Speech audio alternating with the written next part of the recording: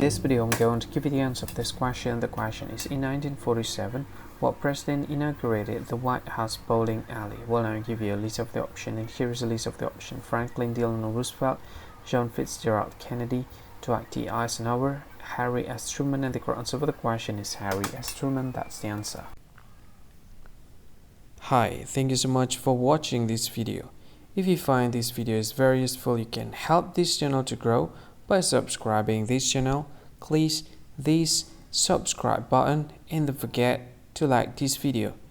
And if you find this video is not really good, or you don't really like this video, or you kind of feel that it's a little bit offensive or something like that, you can click this one, dislike button. You can do that anyway.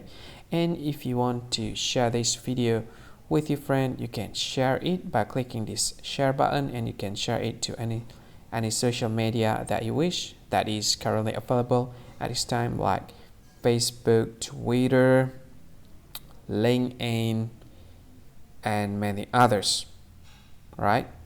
And if you want to add this video to your playlist, you can click this one. You can watch this video later, and you can find more options by clicking these three dots.